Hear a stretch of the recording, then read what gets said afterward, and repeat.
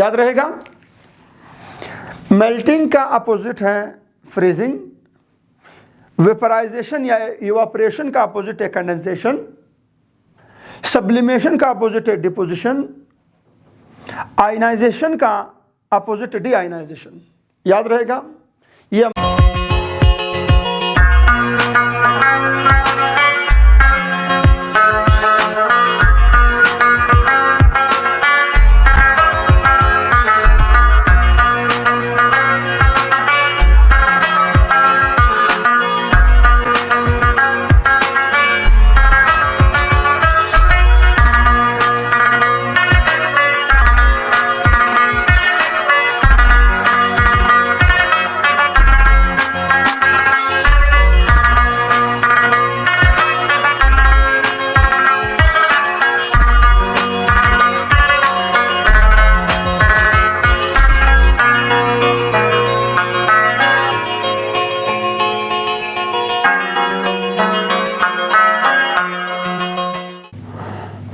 Hello अस्सलाम वालेकुम, कैसे आप सब।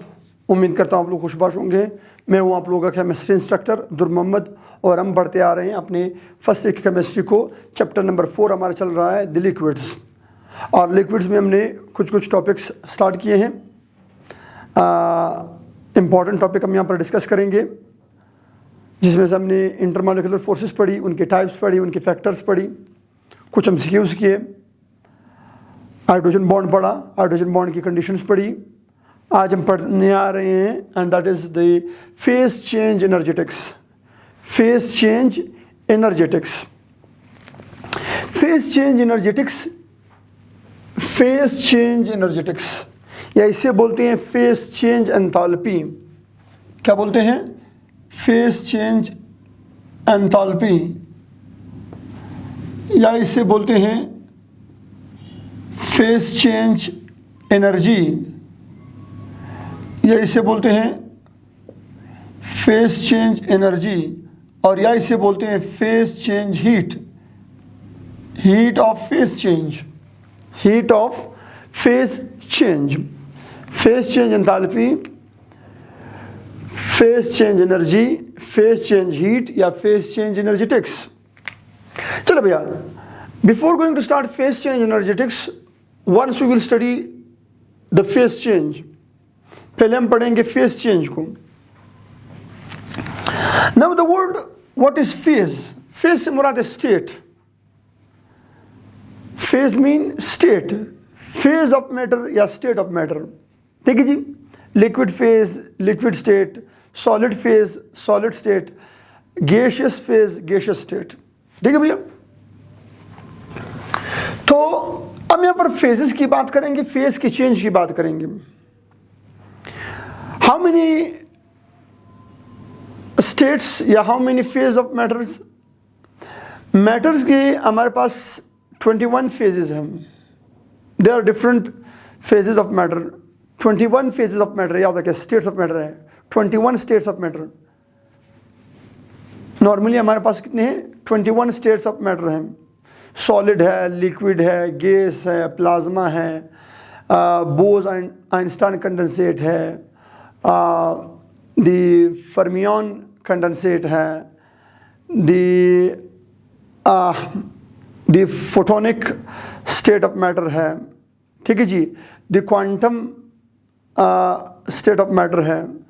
द डिफरेंट मैटर्स हमारे पास स्टेट्स मौजूद हैं। आप लोग फिज़िक्स में पढ़ते हैं, एडवांस फिजिक्स में ये पढ़ाई जाती हैं कि there are 21 states of matter, but the most common states are 3। जो सबसे ज़्यादा हमारी ज़िंदगी में कॉमन, जो हम रोज़मर्रा ज़िंदगी में हमारे पास कॉमन है, वो क्या है? वो 3 हैं। That is solid, liquid and gases, और एक हमारे पास है क्या? प्लाज्मा। सो ये याद रखिएगा, the states of matter are 21। कितनी मादे के कितने स्टेट्स हैं? 21 स्टेट्स हैं, मगर उनमें से कॉमन स्टेट कौन सी है हमारे पास? कितनी आ रही है? 3, प्लाज्मा के साथ 4 आती हैं। ठीक है, जो कॉमन है, जो हमारी ज़िंदगी में ज़्यादातर, हमारी रोज़मर्रा ज़िंदगी में मौजूद है ज़्यादातर। सो अब हम डिस्कस करेंगे, यहाँ पर हम जस्ट 3 फेजेस को डिस्कस करेंगे, मीन 4 फेजेस को डिस्कस करेंगे। Solid, liquid gas and plasma state को। अच्छा, अब यहाँ पर हम उनके चेंजेस को डिस्कस करेंगे। Solid, liquid, gas and plasma हम डिस्कस कर चुके हैं कि what are these, and now today we will discuss about their change, their phase change, their phase change. Phase change से क्या मुराद है? फेज चेंज से मुराद है the conversion of matter from one physical state to another physical state is called what? Is called phase change. The conversion of matter from one physical state to another physical state is called what? Is called phase change. मादे को एक तबही हालत से, एक physical state से, एक physical phase से दूसरे फेज में कन्वर्ट कर देना, दूसरे फिजिकल स्टेट में कन्वर्ट कर देना, such phenomena is called as phase change. इसे हम क्या बोलते हैं? फेज चेंज का नाम देते हैं या स्टेट चेंज का नाम देते हैं। अच्छा, ये जो हमारे पास फर्स्ट आ रही है ये है सॉलिड। ये क्या भैया? ये हमारे पास सॉलिड है, आइस है। इस आइस को हम एनर्जी दे के कन्वर्ट करते हैं किस चीज में? लिक्विड में। और इसी लिक्विड को मजीद हीट देकर हम कन्वर्ट करते हैं किस चीज में? गैस में।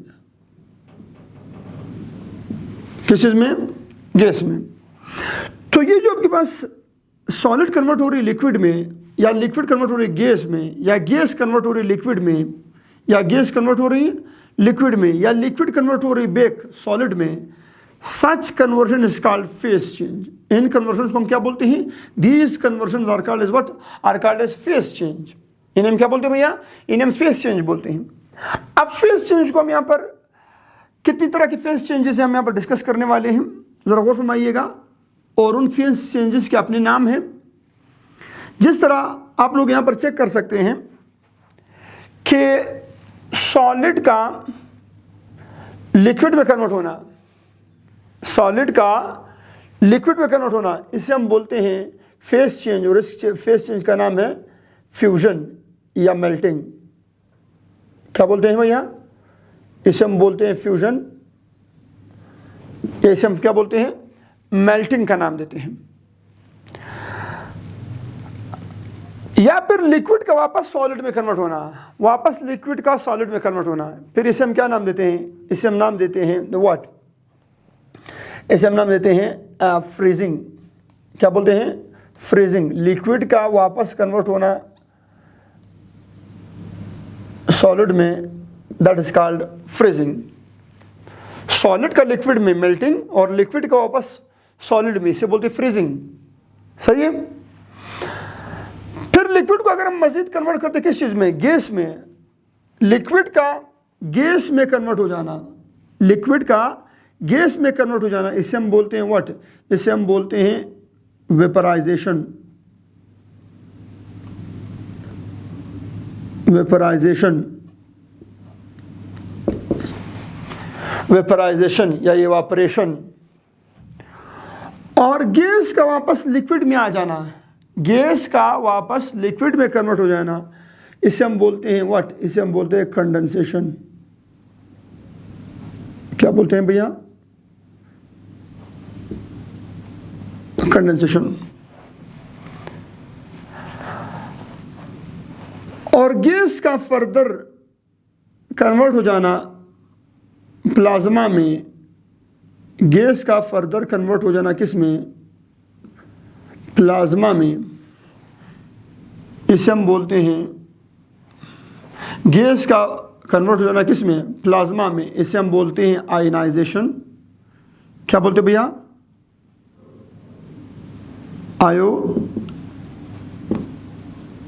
आयोनाइजेशन।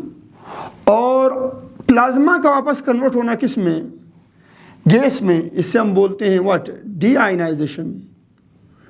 डीआयनाइजेशन। क्या बोलते हैं भैया? डीआयनाइजेशन।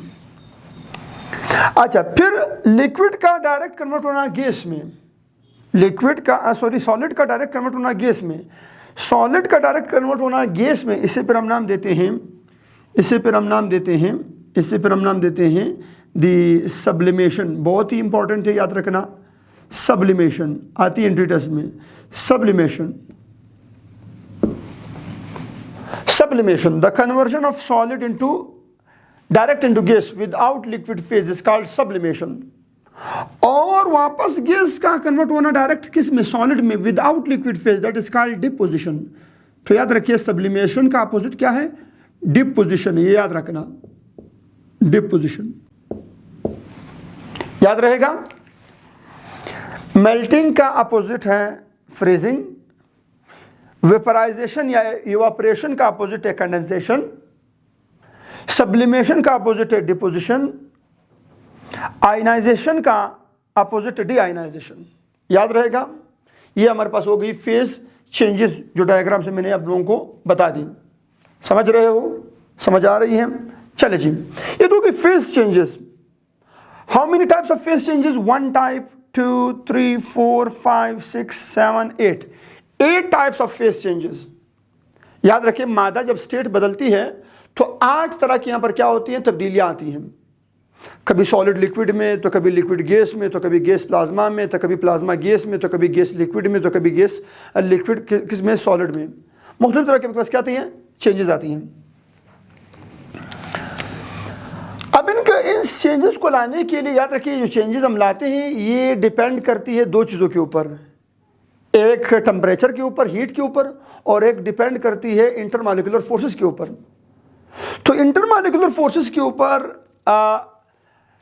किन का असर होता है, ये जो चेंजेस होती हैं इन पर असर होता है किस चीज़ का, टेम्परेचर का या हीट का। अब वो जो हीट हम दे रहे हैं, सॉलिड को कन्वर्ट कर रहे हैं लिक्विड में, या लिक्विड को ठंडा कर रहे हैं वापस सॉलिड में, मतलब या एनर्जी दे रहे हैं या एनर्जी वापस ले रहे हैं। ये जो एनर्जी दे रहे हैं या ये जो एनर्जी ले रहे हैं, इसी की वजह से क्या होती है, इसी की वजह से स्टेट्स ऑफ मैटर तब्दील हो रही होती है from one state to another state. अब इस एनर्जी को जो दरकार हो उस स्टेट ऑफ मैटर को तब्दील करने के लिए into another state, that energy is called as what? That energy is called as phase change energetics, या phase change enthalpy, या phase change heat, heat of phase change, enthalpy of phase change, energetics of phase change। Clear है भैया? Okay हैं? अच्छा ध्यान दीजिएगा, थोड़ा सा फरमाइएगा।